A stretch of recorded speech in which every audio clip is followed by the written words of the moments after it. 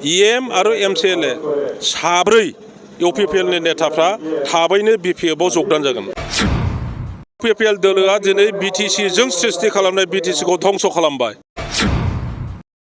बोसोरफ्रामबो जोङो 1000 2000 मानसिफोरनो जों साख्रि होदोंमोन।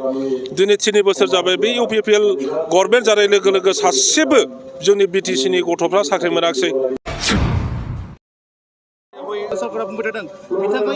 बिथांमोननि मोनसे पलिटिकेल स्ट्रेटेजि जे BPF दोलोनि नेताफोरनि गेजेराव माबोरै कनफिउजन लाबोनो बेखौ बिथां रनजित बसुमतारिया परबत जरायाव बुंग्रोदों जे गावहालायनो परबत जरायाव दारायसिगोन आंलायनो आंनि समस्तियाव UPPL जानानै दारायगोन। बेनि उनाव जेब्ला आं काउन्टार खालामबाय जे जि UPPL दोलोआ दिनै BTCजों सृष्टि खालामनाय BTCखौ धंस खालामबाय। 40टा डिपार्टमेन्ट लाबोनायाव 16टा major department education PWD health agriculture irrigation बायदिसिना डिपार्टमेन्टखौ हरफिनजोब्बाय। BTCआ दिनै पावार गैला खालामबाय। बे दोलोआव आं मानो थांनो? जि BTCआ साख्रि होनो हायोमोन 4 ग्रेड 3 ग्रेड साख्रि होयोमोन। बोसोरफ्रामबो जोङो 1000 2000 मानसिफोरनो जों साख्रि होदोंमोन। दिनै 3 बोसोर जाबाय बे UPPL गभर्नमेन्ट जानाय लोगो लोगो सासेबो जोंनि BTCनि गथ'फ्रा साख्रि मोनाखिसै। बे दोलोआव मानो थांनो? जोङो BTCखौ सालायनो थाखाय 200निबो बारा रेभिनिउ कालेक्सन खालायोमोन जोङो हाथाय बाजार टेन्डार होनानै बे बिलोफोरखौ टेन्डार होनानै जोंनि एग्रिकालचारनिफ्राय जोङो टेक्स लानानै नियम मथे टेक्स लानानै फरेस्ट रेभिनिउफोरखौ गासिबो जमा खालामजोबनानै दिनै बिथांमोनहा रेभिनिउ कालेक्सन खालामनो हाला। फरेस्ट रेभिनिउखौबो आसाम गभर्नमेन्टजों लांजाबाय। बे दोलोआव आं मानो थांनो? जाय दोलोआ दिनै BTCखौ थेर बेथेर खालामबाय 6 शिड्युल होननाय गैला।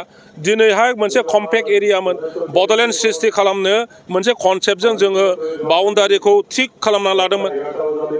नोंथांमोना खेल दंना गैया? BTCहा मोनसे कंक्रिट पलिटिकेल बाउन्डारि दंना गैया? दिनै बे 6 शिड्युलखौ दिनै मा खालामखो बिथांमोनहा फुरा माने जेबो गैयै खालामबाय। माने सेटेलाइट खालामबावबाय। सेटेलाइट खालामबाय। माखासे गामि सोदेरनानै बे राभा हासं बायदि मिसिं काउन्सिलफोर बायदि टिवा काउन्सिलफोर बायदि खालामबाय। दिनै 6 शिड्युलनि बाहाय माबायानो गैला थामोनथायानो गैला। बे UPPLआव आं मानो थांनो? जोङो BTC दाग्रा BTCखौ ग्रोम ग्रोम जों सालायदोंमोन। बेखायनो UPPLआ जेरैबायदि धंस खालामबाय BTCखौ जों दा BPF हिसाबै गोख्रोङै गसंफिननानै फैगौ MP इलेक्सनखौ मोननै समस्ति क'क्राझार आरो मंगलदै उदालगुरियावबो देरहानानै जोङो फैगौ BTC माबाजायाव इलेक्सनाव जेरैखि जाया जोङो सरकार दाफिनगोन। सार पाब्लिक पिपल जइन जाथारसिगोन होननानै बिथांमोना जुदि नों खोथा मोनाब्ला बेबायदि बाथ्राखौ मारै बुंनो मोनखो? सारा माबायदि क्लियार होनो सानो बेनि बेलायाव? आं इतिमধ্যे बुंबाय जे बियो जाहैबाय UPPLनि स्ट्रेटेजि जोंनि गेजेराव कनफिउजन लाबोनो।